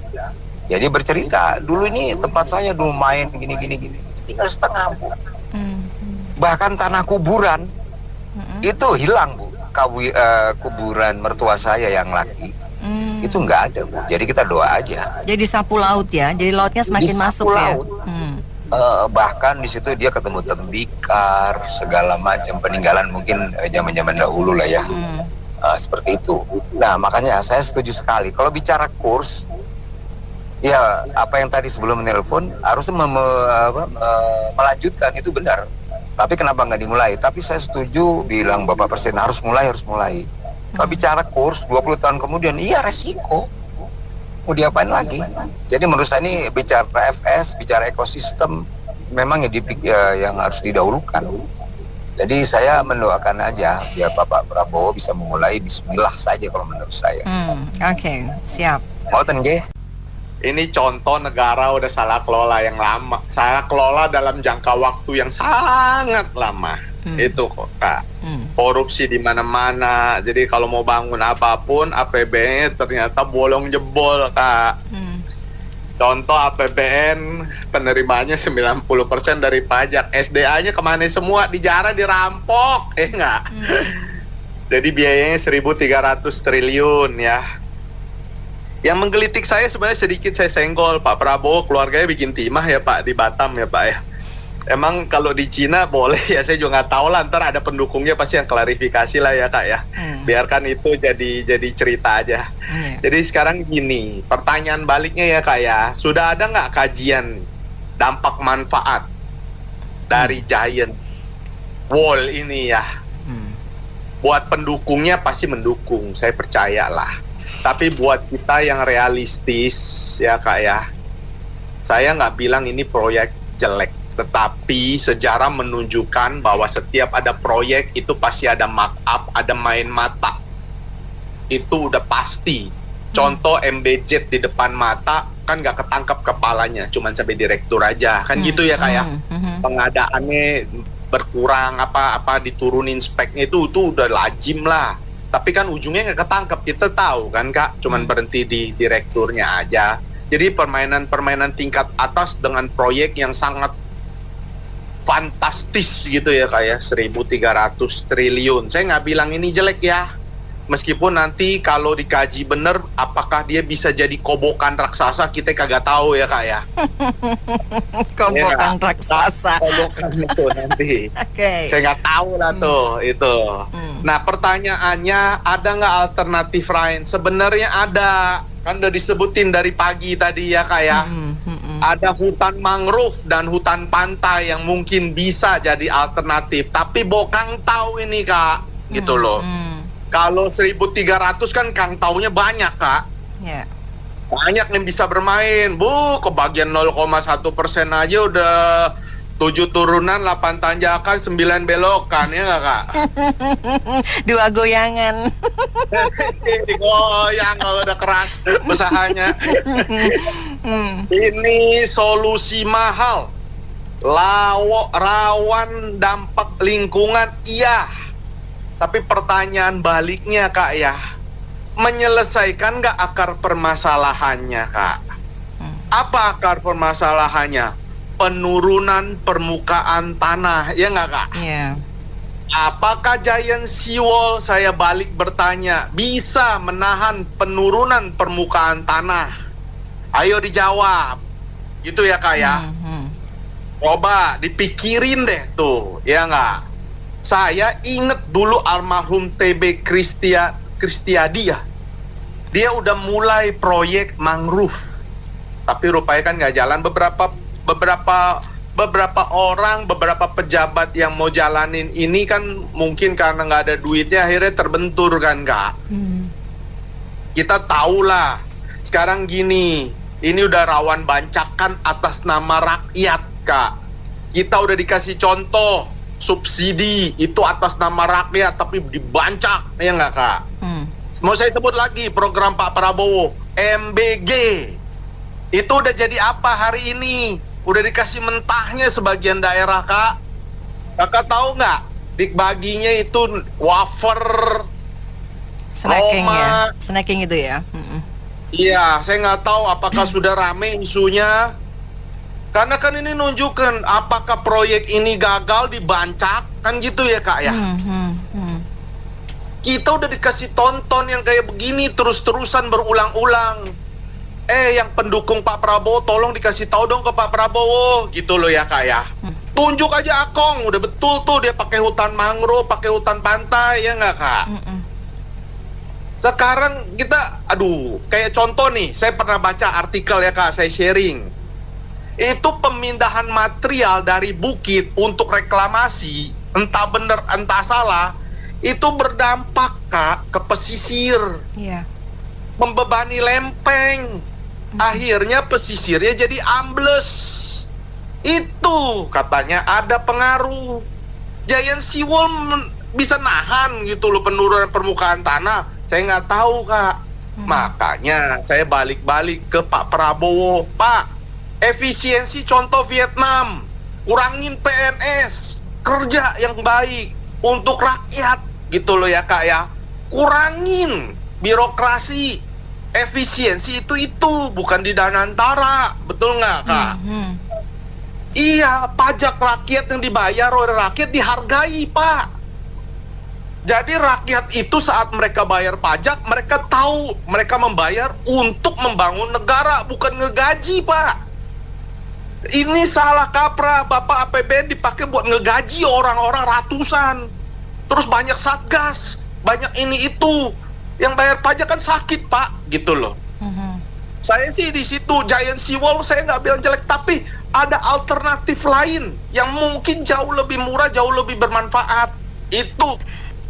Ya, kalau menurut saya, kita lihat dari beberapa presiden kita. Ini kita punya presiden Republik Indonesia, tapi kelakuannya tidak mencerminkan pemimpin Republik Indonesia. Jadi mereka itu sebenarnya presiden udah benar-benar presiden, tapi presidennya itu diatur sama belakang-belakang mereka.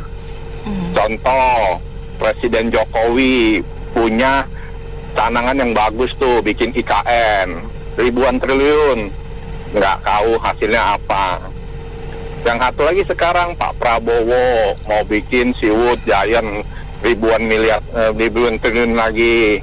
Nanti hasil ujungnya kalau nggak berhasil, tidak ada undang-undang untuk menghukum mereka. Itu masalahnya. Coba ada undang-undang yang bikin, kalau dia bikin apapun, tidak ada hasilnya, itu boleh dimasalahkan dan juga boleh dihukum. Jadi ada pertanggungjawabannya ya. Jangan bikin ribuan triliun, rakyatnya diperes terus, tapi hasilnya apa? Tidak ada yang bertanggung jawabkan. ganti presiden lagi, ganti strategi lagi, nanti presiden lagi yang depan lagi nanti bikin apa? Bikin atap buat ngelindungi semua hujan dari ujung Aceh sampai ujung Papua tuh anti hujan. Tapi nggak ada hasilnya, tapi nggak apa-apa lagi. Itu kan dodol semua sepertinya pemimpin kita ini kan, kenapa sampai begitu? Ya mau-mau banget diatur dari belakang. Sebenarnya itu yang ngatur dari belakangnya, yang ngaturnya itu yang salah. Sama undang-undangnya juga salah. Tidak ada bikin undang-undang itu yang mempertanggungjawabkan apa yang sudah dicanangkan, tapi nggak ada hasilnya. Itu aja pertama, yang paling salah itu undang-undangnya. Tidak ada undang-undang yang dibuat begitu. Enak mereka bikin-bikin rakyat diperes, enak mereka senang kalau kayak gitu tuh, bikin rakyat susah semuanya. Terutama dalam kondisi APBN yang defisit berapa triliun itu ya. Kemudian penghasilan kondisi ekonomi yang morat marit seperti ini, masih juga mau bikin satu yang pengeluaran yang begitu besar. Kenapa nggak mikirin? Itulah saya bilang, sebenarnya kita ini kan pejabat, mungkin duit itu perlu dipakai sebagian untuk memperbaiki mentalitas pejabat ini kali ya, supaya mereka itu fokus pada rakyat, kebutuhan rakyat, bukan untuk menghambur-hamburkan duit rakyat. Sebentar rakyat dipajakin lagi, naiklah pajak-pajak itu. Aduh Tuhan, kasihan. Ya, nggak tahu ya gimana ya, kenapa. Memang mungkin kutukan negara kaya seperti Indonesia gini ya, negara dalam arti kan negara ini kan kaya sebenarnya kan, sumber daya alam luar biasa, sumber daya bumi luar biasa, ya hutan dan lain-lain. Cuman ya mungkin inilah kutukannya, karena kaya jadi rakyatnya itu boros, nggak memikirkan manfaat yang besar untuk sebesar-besarnya untuk rakyat. Ya dibuang-buang aja, dihambur-hamburin aja. Kemarin ada lagi tuh Danantara mau investasi ke TPIA, untuk apa gitu loh. Aduh Tuhan, kadang-kadang ya benar-benar menangis dalam tertawa dalam kepedihan beneran ini. Waduh, sudahlah. Makin pusing negara. Wong negara sendiri kok dijelek-jelekin. IKN itu sudah hampir selesai dan bangunan sekarang itu udah jadi. Kantor presiden, kantor wapres, menteri, terus ASN itu sudah ada, rumah sakit juga sudah ada. Jadi tolong depli, walaupun kalian tidak mendukung Pak Jokowi, Pak Jokowi itu nggak ada apa-apanya setelah 10 tahun berkuasa. Ya sudah, nobody again. Jadi nggak usah dimusuhin lagi. Ini negara-negaramu, bukan negaranya Pak Jokowi. Itu. Jadi jangan negara sendiri dijelek-jelekin terus. IKN bangun gak jadi, mangkrak lah. Kasian banget didengerin orang luar negeri. Terus masalah Giant Sea Wall. Giant Sea Wall itu sebenarnya dirancang pada tahun 1994. Dan konsultannya juga ada melibatkan Belanda dan sebagainya.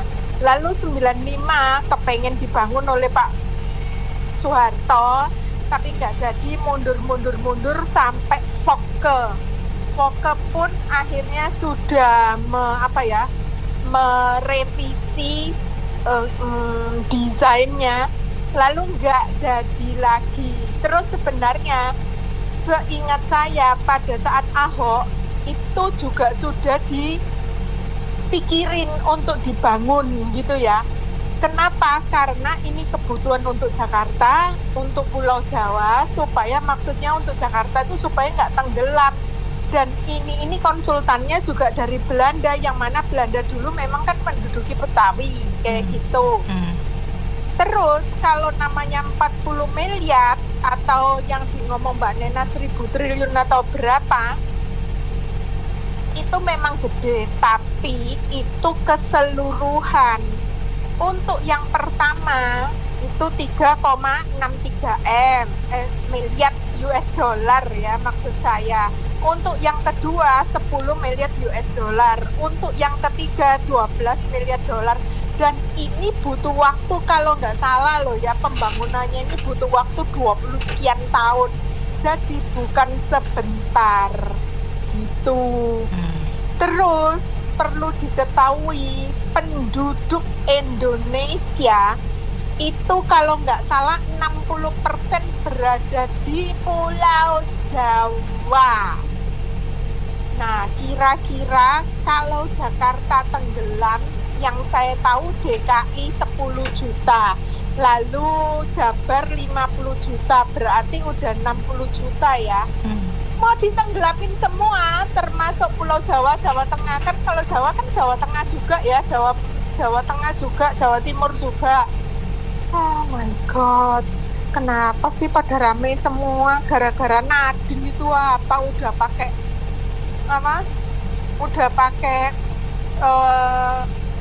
kejaksaan. Pendampingan kejaksaan. Iya, kejaksaan, tapi masih bisa ada yang korupsi lagi. Jadi membuat kita itu kayak, nggak tahu deh gimana. Terus ditambah lagi ya, boleh satu yang mencele dikit ya Mbak Nena, ini penting buat kita, untuk kesatuan kita. Setiap bulan di PBB itu ada utusan, entah utusannya siapa, tapi yang jelas mau memerdekakan Aceh, lalu Papua, lalu NTT atau Maluku. Oke. Nah, itu setiap bulan. Awalnya saya nggak percaya, saya pikir LSM ya udah biarin gitu ya. Terus terakhir itu kan ada rame itu berantem antara Aceh dan Sumatera Utara, yang perkara 4 pulau, batasan 4 pulau lah. Itu sebenarnya sudah direkayasa oleh Direktorat Jenderal Bina Administrasi Wilayah Kementerian Dalam Negeri pada tahun 2008. Tapi di framing Bobi Nasution yang mau ngambil pulau itu karena ada tambangnya. Nah, tambang itu padahal udah produksi 10 tahun yang lalu. Ternyata baru ini saya baca, Aceh itu baru menemukan blok gas alam yang digali oleh Dubai, dan itu akan menjadi terbesar se-ASEAN, 10 triliun TGM, 10 triliun kaki kubik. Lah itu di antara Indonesia, tapi Indonesianya cuma 20%, Dubai-nya 80%. Jadi yang barusan rame-rame itu adu domba antara Aceh dan Sumatera Utara, itu sama aja dengan Aceh dengan Indonesia kayak gitu. Padahal Aceh itu kan sensitif banget gitu ya, termasuk juga Papua. Jadi tolong deh, jangan semua dipanas-panasin, di-framing-framing. Makasih. Jadi ini kan proyeknya memang proyek strategi, sebetulnya masuk di waktu di saat kampanye ya. Kan ada beberapa program MBG dan JNC World ya. Tapi memang saya hanya menambahkan saja, tadi kan Bumela sudah katakan itu sudah dari proyek sebelum zaman Orde ya, zaman 95. Ya, 9495 belum terrealisasi ya. Nah, catatan saya yang pertama, sebetulnya apapun setiap program itu perlu payung hukumnya dibuat dulu. Kalau legislatif tidak ada inisiatif, tidak ada niat, atau takut mereka khawatir karena mereka sendiri terindikasi belum tentu bersih ya. Jadi kalau selama payung hukumnya, yaitu tadi kembali lagi ke undang-undang pembuktian terbalik, perampasan aset gitu ya Mbak ya. Nah itu belum mereka mau buat. Nah RI 1 ya itu kan sudah domainnya ya, perpu saja dibuat gitu loh. Jadi jelas nanti setiap program apapun, apalagi nih jangkanya 10-20 tahun Mbak ya, berarti kemungkinan bisa ganti kepemimpinan tongkat estafet yang berikutnya. Nah ini harus ada MOU-nya jelas, kalau presiden next RI 1 berikutnya mungkin harus lanjutkan gitu. Jadi jangan sampai jadi proyek mangkrak gitu ya Mbak ya. Perpayung hukumnya dulu, perpunya dulu. Ini kan sekarang yang sedang galak-galaknya ini Kejaksaan Agung ya. Sebetulnya kalau APH, aparat penegak hukum yudikatif itu semua seiring berjalan ya Mbak ya, galaknya ini jangan galak ke atas saja gitu. Jadi hanya beraninya tajam ke bawah ya, tapi tumpul ke atas, jangan tebang pilih ya. Nah ini kalau dari 1.300T itu bukan dana yang sedikit ya Mbak ya. Kalau perlu semuanya efisiensi perampingan nih Pak Eri 1 ya, mungkin bisa disimak. Jadi kalau memang saat ini defisit, apalagi ini utang jatuh tempo bulan Juni ya, negara ya saat ini. Jadi efisiensi di semua lembaga eksekutif yudikatif itu kalau perlu itu tadi porsi-porsi yang tidak penting ya Mbak. Ya kalau perlu porsi makanannya jumlahnya seperti jumlah MBG gitu ya, biar efisien. Nah itu dana kasnya masuk kan untuk pembangunan gitu. Ya dengan adanya tadi perpu untuk perampasan aset, Anda tidak perlu menaikkan pajak gitu loh. Jangan sampai ini alasannya, alibinya program yang ini butuh dana banyak, tapi rakyat di bawah ya digilas gitu dengan pajak dinaikkan segala macam.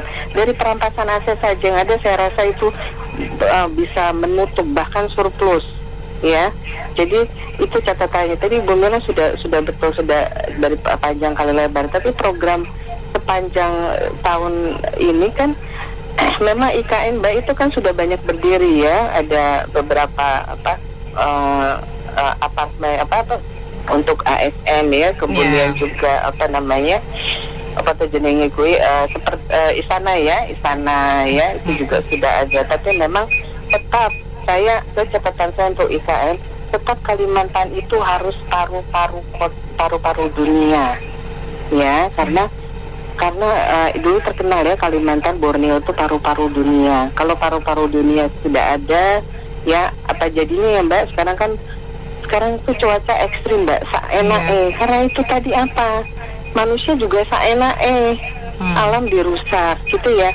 Saya tuh ngerasain beberapa hari ini agak kurang fit ya. Ya bayangkan harusnya ini kan belum bulan musim hujan ya Mbak ya, tapi panasnya sih ngelekap gitu. Terus mak bedunduk sorenya udan. Nah ini apa?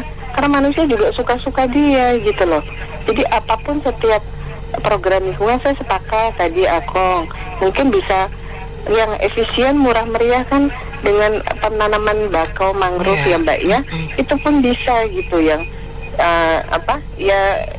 hemat, tapi memang untuk jangka panjangnya untuk menjaga abrasi, kerusakan lingkungan ya. Saya juga prihatin ya masih ada saya sepakat tadi Bu Mila.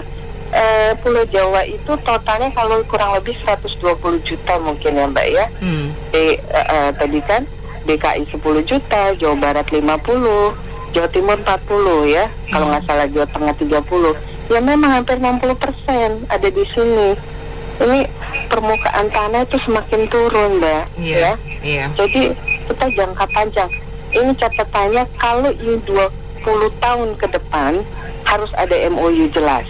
Ini next presiden berikutnya wajib dijalankan kalau seandainya ini memang dijalankan dengan benar, dan jangan dananya diambil dari APBN atau menaikkan pajak. Itu buat catatan. Baik. Ya. Aduh, jadi gini Kak Lena, semua rencana sih bagus, asal ada eksekusinya.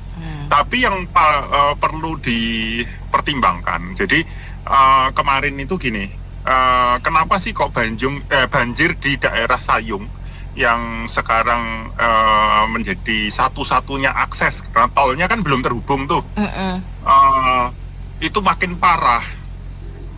Jadi kita harus tahu dulu banjir itu karena apa. Satu, karena tanahnya memang kontur tanahnya. Jadi kontur tanahnya itu memang sudah tidak mendukung Kak Nena. Ditambah beban yang ada di atasnya itu sudah luar biasa. Karena di sana itu sepanjang jalan Pantura dari Semarang ke tempat saya kerja ke Kudus itu isinya pabrik semua, kawasan industri semua. Sehingga beban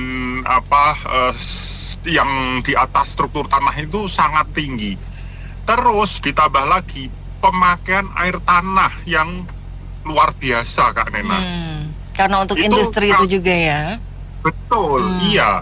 Nah, kalau kita ikuti informasinya, dalam 1 tahun itu ada penurunan sekitar 10 sampai 13 cm loh Kak Nena. Tanahnya ya. Dalam 1 tahun, iya. Nah, kayak gitu itu yang selama ini kita alami ya. Saya sebagai dibilang pengelaju atau dibilang, saya sampai sama teman-teman saya bilangnya pengamen pantura Kak Nena. Karena setiap hari itu, dan itu sudah saya lakoni 14 tahun Kak Nena, dari tahun 2012. Itu yang solusinya cuma satu, dinaikin, diaspal lagi, betonannya dinaikin sampai 60 bahkan sampai 80 cm, ada yang naikin 1 meter, diuruk gitu. Ketebalan jalannya berarti yang dinaikin. Betul, iya.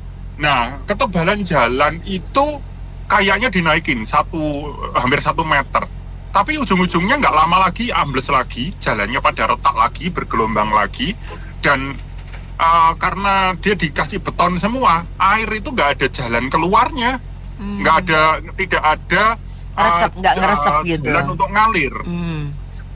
Ditambah, nah ini kemarin ketika pembangunan tol, terutama yang menghubungkan Semarang ke Demak itu yang seksi 1, itu kalau menurut saya kenapa sih ya kok diletakkannya di situ? Kan kita kalau membangun itu tidak satu, kajian geografis itu sudah pasti ya Kak Nena. Terus yang kedua, nah yang kayaknya dilewatkan adalah kajian ekologis. Udah bebannya berat, air tanahnya dipakai sehingga istilahnya tanah itu menjadi strukturnya berubah, sudah jenuh lah ibaratnya di sana. Ditambah lagi ketika kemarin itu anyaman bambu, kan itu pakainya matras bambu kan, dasarnya matras bambunya itu dipasang, terus habis itu ditutup sempurna. Akibatnya apa? Air yang ada di area pemukiman itu tidak bisa bergerak ke laut. Ya sudah. Begitu setiap kali, nggak usah nunggu. Biasanya kan kalau air pasang itu kan karena ada full moon ya, karena ada bulannya, gravitasi bulan. Sekarang tanpa gravitasi bulan ini, hari ini aja Kak Nena saya muter jalan alternatif ini pada macet semua Kak Nena, karena semalam itu hujan deras. Terus tadi pagi saya lihat di CCTV di Sub itu tinggi banget, sampai median jalan udah pada kena semua. 2 jalur itu sudah tinggi. Jadi giant seawall kalau memang mau dibuat ya segera buatlah. Tetapi paling tidak, karena jalur Pantura itu kan nadi ekonominya Jawa Tengah gitu ya nggak tahu di daerah lain ya, di Jawa Barat mungkin atau Jawa Timur juga mungkin ada yang mengalami yang sama. Tetapi kalau ini kan sebenarnya ada jalan warisan dari zaman Dendels kan, ini jalan Pantura. Ya tolong, maksudnya ketika misalnya membuat suatu proyek atau apa, kajiannya itu yang holistik dulu. Jadi jangan ya karena proyek, karena ini, karena itu, tetapi tidak mempertimbangkan dampak-dampaknya. Nah sekarang akhirnya apa? Perumahan-perumahan yang ada di sekitar sana Kak Nena, itu kasihan loh Kak Nena. Banyak yang sudah ditinggalkan katanya ya, ditinggalkan pemiliknya. Betul sekali. Banyak yang sudah tidak bisa ditempati, karena ya mau ditempati gimana? Itu tanpa apa-apa aja mungkin sudah 1 meter loh, sudah 1 pinggang loh. Jadi sudah tidak bisa digunakan aktivitas sebagaimana mestinya. Jadi ya kasihan. Terus mereka mau pindah di mana gitu loh. Sementara mungkin itu rumah mereka itu satu-satunya yang mereka punya. Ya kita sendiri sebagai pelaku perjalanan juga, kalau kota industri kita butuh distribusi yang cepat. Dengan seperti ini macet, harus cari jalur alternatifnya juga macet. Ya sudah, kerugian ekonominya juga harus dipikirkan juga. Nah, akhirnya pengennya kita mempercepat distribusi barang dan jasa, akhirnya ya mengalami ketersendatan dan akhirnya memperparah. Dan nggak bisa ngapa-ngapain ya Pak Andreas ya. Betul, hanya menerima betul kan Nena. Kalau kita keadaan. sudah kejebak ya sudah terima nasib aja kan Nena. Jadi masing-masing presiden seolah-olah kayak punya ambisi. Sebelumnya IKN, sekarang nggak jelas. Cari investor juga siapa yang mau masuk kalau nggak ada return? Sekarang Giant Seawall, duitnya dari mana? Kan imbal ambisi gede lagi nih. Investor mau masuk, investor kan ngelihat Giant Seawall itu emang atasnya dibangun jalan tol, ada kereta api, yang bayar tiketnya, pembiayanya siapa? Ntar gua returnnya dari mana? Ujung-ujungnya kan APBN semua atau utang baru. Nah, kalau udah APBN yang dikejar siapa? Kita juga. Pajak ini naikin lah, yang enggak lah, 12 per sekolah jadi 12, mungkin 12 jadi 13, kemungkinan. Nah, ya udah. Idenya bagus. Nahan laju erosi tanah. Tapi how? Jangan tampang doang mikirnya gitu. Tadi usulan Pak Jansen pakai tanaman bakau, setuju. Penanganan air tanah, setuju. Karena apa? Air tanah itu kan sebenarnya jangka panjang merusak tanah jadi terus. Nah, kenapa kita nggak bisa kelola air bersih dari negara yang maju? Contoh, Australia aja penggunaan air tanah kayaknya nggak ada. Dia malah bangun dam gede, tampung air hujan, dari situ dikelola lagi untuk kehidupan masyarakat. Nggak ada yang namanya pakai air tanah. Sekarang kita lihat tengahnya betak, pinggirannya hijau. Nggak ada yang namanya air tanah disedot, tapi negaranya bisa sustainability, supply air bersih untuk warganya. Gitu loh. Jadi usulan boleh kalau memang mau dibangun, asalkan kantong mesti cek dulu dari mana nih duit. Iya, dan 1.300 bukan angka kecil ya. Main, bukannya 130.000 gitu loh. Oke, baik. Ya. Zaman media, kita ngelihat semua elit politik itu semua sangat mementingkan media, ya. Kita lihat itu ada menteri atau wamen ya, itu semua bekerja demi media, demi supaya dia punya, kalau sekarang sebutnya pansos ya. Jadi supaya nanti nama kredibilitasnya naik di media sosial. Itu kan gampang dibikin dan menipu rakyat. Padahal nggak bisa kerja. Ada yang tiap hari samperin perusahaan dengan menebus ijazah. Oh iya. Ya. Itu kerjaan remeh-temeh. Ada yang tiap hari posting dia bantuin orang susah. Ya. Kemudian ada lagi yang mensegel minimarket karena tidak menyediakan juru parkir. Ya. Presiden kita sama juga, tadi disebutin itu kan sangat clear. Kenapa mesti makan bergizi gratis? Karena kalau dia jalur lama, ya, jalur yang sudah ada, itu nggak ada nama dia terukir, ya.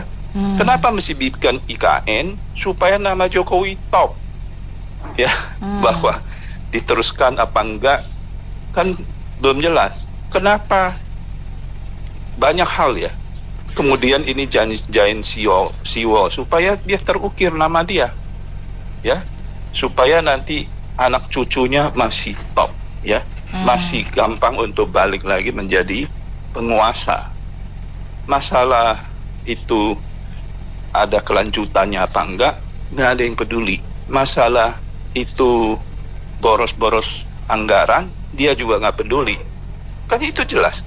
Jalur yang ada sudah ada, kenapa mesti dibikin jalur baru? Itu koperasi merah putih apa? Katanya sudah selesai. Itu pengadaan untuk satu kantor aja berapa duit, coba dibayangin. Cari orangnya. Kenapa itu apa? Dana desa itu sudah ada toh. Itu diberdayakan. Kalau ada salah dikoreksi. Saya bilang kalau memang mau ada baru, itu ASN yang bobrok itu dipotong semua, ya kan? Tapi nggak dilakukan, Bang. Jadi itu tujuannya semua itu pingin cari nama. Persis. Jadi kita jangan terperdaya oleh politik-politik macam begitu ya. Itu nonsens. Esensinya nggak ada. Cuma boros-boros biaya, nama mereka top. Tetap dibicarakan. Saya mau kutip dari kitab suci Injil ya, di Lukas 14 ayat 28. Di situ bilang kalau orang mau membangun menara, hitung-hitung dulu supaya jangan sampai nggak kelar, jadi malu kan. Gitu kan. Nah, tadi kan udah banyak pendengar yang ngomong bahwa semuanya harus dihitung, diperhatikan benar-benar. Karena kan kita perhatikan ya, 3 presiden terakhir itu mau bikin ikon-ikon baru. Ada Hambalang, terus ada IKN. Ini yang presiden yang sekarang ini banyak banget ya mau bikin nih ya, mau bikin apa Danantara lah, mau bikin koperasi lah, mau bikin sekolah rakyat lah, sekarang mau bikin seawall. Kalau dihitung berapa duitnya itu kan. Terus belum lagi mau bikin penjara buat koruptor lagi kan di pulau-pulau. Banyak banget yang mau dibangun. Ya Doraemon lah banyak maunya. Jadi artinya begini, kalau punya banyak maunya, tapi harus dihitung dulu, jangan semuanya. Karena kan kalau mau belanja ke Alfamart juga harus bayar kan. Itu juga apa-apa yang mau dibikin ini itu juga harus ada bayarannya. Jangan sampai nanti nggak selesai model Hambalang gitu kan, sayang kan. Cuman rakyat aja kena getahnya. Tapi tadi bilang kena pajak lah apa segala macam, semua dibebankan ke kita juga ya. Kita tunggu Pak Tony deh nih. Satu itu Pak Profesor udah ada kan, tinggal Pak Tony yang belum. Ya Akong sih nggak bilang pinter tentang dia nggak penuh rencana atau gimana ya. Soal bangsa kita dari dulu kan ganti pejabat, ganti peraturannya nggak Anita ya. Pakai gubernur ke, pejabat ke, menteri ke, pendidikan kan semua pokok ganti masing-masing dia punya ide paling gitu. Sekarang bukan soal nilai. Kalau memang ada manfaat, contoh ya saya tidak bangga Joko. Dia membangun satelit luar angkasa, memang ada cuannya. Tapi dia kan punya sistem kan lebih gede ya nggak? Jutaan triliun, tapi dia punya program dan jelas. Kok kita kan susah. Kayak dulu Jokowi, ya nggak? Memang sih bagus, dia bangun kita bangsa kan dalam 80 tahun mereka ya, nggak punya istana. Tapi dulu saya dengar kan penggantian peresmian kan harus di IKN, tapi enggak kan? Nah, yuk gimana Benanda? Kedua juga Hambalang. Sekarang sih memang boleh. Tapi lanjutan nih kalau kita mau bangun segitu banyak, berapa gunung harus kita robah, bener nggak batu-batuannya, bener nggak? Menahan abrisasi itu harusnya nanam pohon, pohon bakau apa tuh berlindungi selamanya. Jadi penduduk-penduduk seperti pejabat-pejabat daerah kita tuh kasih suatu pekerjaan, kamu harus nanam sekian-sekian. So di sepanjang Jawa kan nggak semua itu dibangun, ya nggak? Ada gunung. Kita Jawa kan dikeliling. Kalau bagian Tegal, Cirebon situ gimana bangunnya? Kita kan nggak sebelah ya nggak? Kita kan bukan daratan, bener nggak? Kita kelilingin loh. Apa nggak lebih cocok kita nanam pohon bakau sama pohon yang seperti yang dipegang? Ya nggak? Buat masa depan kita lihat deh. Kemarin saya deh di Fujian kan. Mereka nanam pohon bakau itu banyak burung-burung gitu yang putih-putih apa tuh? Binatang-binatang apa seperti kepiting, udah apa tuh berdiri situ lebih cocok, benar tidak? Melestarikan lingkungan kita sih bukan dari Banten sama Gresik loh. Kita kan dikelilingi pulau, benar? Itu berapa banyak? Kenapa nggak nanam pohon selamanya ya? Menghijaukan Pulau Jawa. Justru nanam pohon bisa menjaga perebesan air. Tapi bangun bendungan, gimana duitnya? Lu tahu bangsa kita korupsi, benar nggak? Ganti pejabat, ganti peraturan. Ya saya sih nilai nggak tepat ya, bener nggak? Nggak tepat ya. Pokok salah mesti dialihkan ke tanam pohon. Dianjurkan pejabat daerah harus tanam pohon gitu aja. Ini kalau pendapat kita kan begini nih, kalau kita kan pemerintah pusat nanti bisa kerjasama dengan pemerintah daerah. Jadi kalau pemerintah daerah yang udah punya siap anggaran, gotong royong saling membantu. Itu kan kita punya pasir banyak, pasir itu nggak bisa diekspor. Kita pakai pasir sendiri, pabrik semen kita punya pabrik semen sendiri, besi kita punya besi sendiri. Itu diolah, karena itu diolah permintaan banyak. nanti kan banyak lapangan kerja kan, jadi pengangguran kurang. Kan fungsinya kan kita bisa bikin tanggul laut bertahan. Kan lapangan kerja juga tercipta gitu. Kita dulukan yang rawan. Yang paling rawan karena pendapat saya itu di Semarang tuh. Kalau Semarang itu kalau 15 tahun itu Genteng. Saya kan punya rumah di sana dulu. Genteng itu sekarang di bawah tanah. Jadi kalau ngeliat tanah di sana lebih parah daripada Jakarta. Jadi pun jangan ditanggung pusat, pemerintah daerah juga dilatih biar bisa dapat anggaran, gotong royong gitu ya. Kayak DKI kan anggarannya kalau kita lihat, kalau DKI itu anggarannya cukup banyak. Itu kalau gubernurnya pinter ngelola uang, itu Jakarta udah beres. Tuh, kalau kita Jakarta udah nggak ada masuk, nggak ada pajak, itu beres lah kalau kita hitung ya. Kalau kita hitung itu, karena memang uangnya banyak. Cuma kadang-kadang kan di bawah gubernur eselon 1, eselon 2 itu pada bikin badan, dia bikin badan, nanti dia ngajuin untuk proyek ini. Ya ngajuinnya orang JJ juga gitu. Tapi karena sangat pinternya pemain, nggak ketahuan karena ya udah pinter lah dia kan. Kalau kita lihat sekolahnya kan udah S3 dia rata-rata gitu ya sekolahnya itu. Jadi pinternya main jadi nggak ketahuan gitu. Makasih. Kalau saya sih setuju karena Pak Prabowo itu kan RI 1. Dari sisi perusahaan kan dia presiden direkturnya. Nah, presidir itu harus punya visi ke depan. Jadi dia udah benar itu ada visinya untuk menyelamatkan negara, sama dengan MBG. Nah, ini kan para generasi penerus jangan cuma menikmati aja, harus ada yang dia bayar untuk negara ini. Nah, itu diletakkan sama Prabowo. Dia presiden direktur, dia visi ke depan.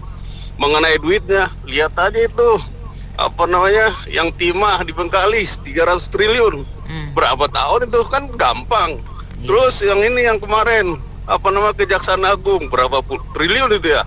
Gila tuh, saya juga bingung lihat duit segitu banyak baru kali ini dijemprengin sama Kejaksaan Agung. Aneh-aneh aja ya Kejaksaan Agung. Nah itu duit-duit itu kemana kalau nggak dikorupsi? Nah itu harus dibikin targetnya supaya tidak dikorupsi. Harus diletakkan dasar-dasarnya. Nah visinya Prabowo udah benar supaya yang mau korupsi-korupsi itu kebingungan. Wah, saya korupsi nanti saya dilacak nih gitu. Nah itu duit-duit situ aja kita kaya. Itu Malaysia, Singapura, Brunei, secuil gitu bisa menguasai dunia. Kita IKN itu udah benar supaya duit itu tidak dikorupsi dan dibikinkan untuk generasi penerus. Biarin aja ditargetin generasi penerus untuk bayar. Tetapi lihat itu Bandar Seri Begawan sama Malaysia sama Singapura, secuil mereka kok bisa. Kita punya Irian, kita punya Sulawesi, kita punya Kalimantan. Kemana semua itu kalau nggak personal yang dapat? Ya itulah konglomerat yang dapat semua. Nah ini sekarang, ya udah itu visinya udah benar, tinggal menerapkan, jangan dikorban tidak. Itu yang tua-tua ini malah kebingungan sendiri duitnya. Itu adalah tugas generasi penerus mikirin bahwa dia udah meletakkan dasar-dasar yang benar supaya generasi penerus juga membangun negara ini. Dia punya visi, dia ditugaskan untuk membangun negara ini. Sama Prabowo visinya benar, jadi saya setuju. Terima kasih. Ya kalau menurut saya Pak Prabowo punya tema begitu, saya setuju ya, maksudnya bagus.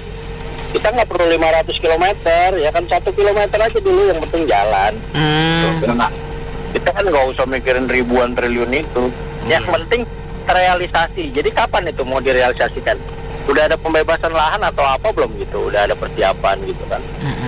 Waktu itu jangan sampai jadi ngomong-ngomong doang, omong-omong doang nih jadinya, ya nggak?